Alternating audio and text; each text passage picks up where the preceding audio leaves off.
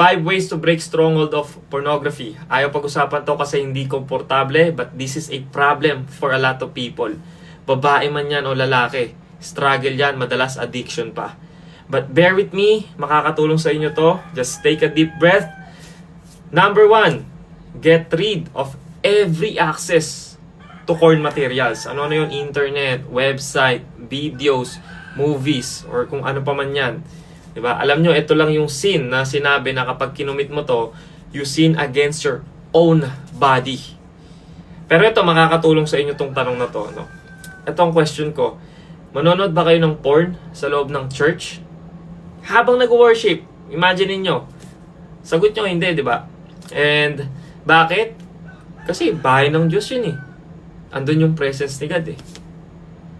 Actually, it's the same thing sa kwarto mo. Andun din ang presence ng Diyos. God is everywhere. Nakikita tayo ng Diyos kahit nasan man tayo. So, remember that. I think makakatulong po yan. Number 2, read Psalm 51 and make it your own prayer.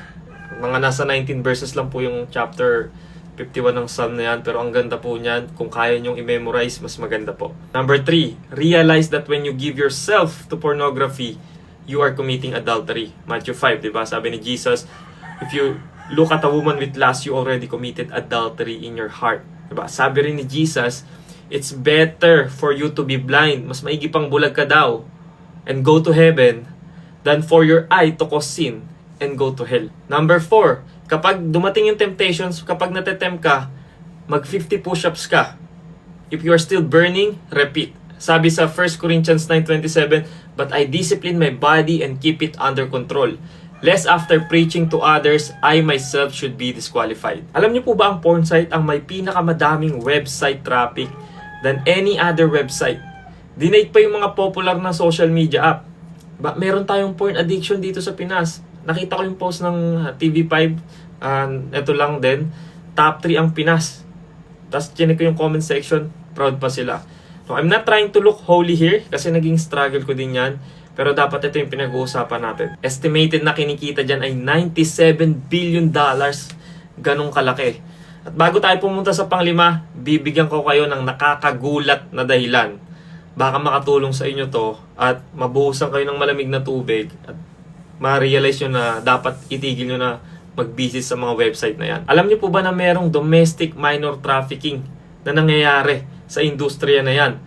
Ang biktima, 12.8 years old po ang average na edad ng mga batang nabibiktima para i-film sila sa porn production. That's pure evil. So kung may anak ka, imaginein mo kung may anak ka na bata, tapos babae pa, tapos madalas ka manood sa mga website na yan, imaginein mo, sinusuportahan mo pala yung ganitong klaseng krimen. Naging norms kasi ito sa society eh, na kapag hindi ka nanonood ng porn, baduy ka, gento ka.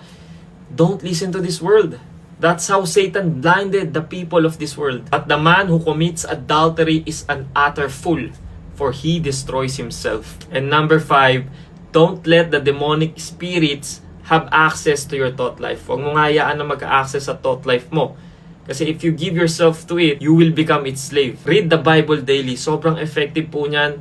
Even research study says na mga taong nagbabasa ng Bible 4 times a week, bababa yung addiction nila sa masturbation, sa porn, ng 61%.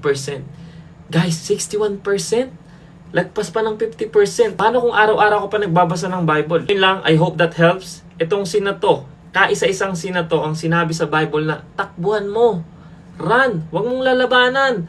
Run from it. Kasi grabe yung desire, yung last pagkalas ng mata natin. Flee from sexual immorality. Flee, takbo. Every other sin a person commits is outside the body, but the sexually immoral person sins against his own body. Kaya kapatid, if you fall into this temptation, go to God. Huwag mong labanan, hindi mo kaya yan. Go to God, surrender it to God, and ask for forgiveness, and pray na tulungan ka ng Diyos to renew your mind every single day.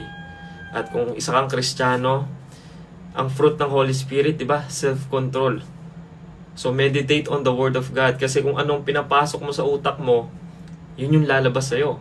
Kung babad ka sa salita ng Diyos, magkakaroon ka ng self-control. Pero kung ibababad mo ang sarili mo sa mga malalaswang bagay, madali kang mafufall sa mga kasalanan na yan.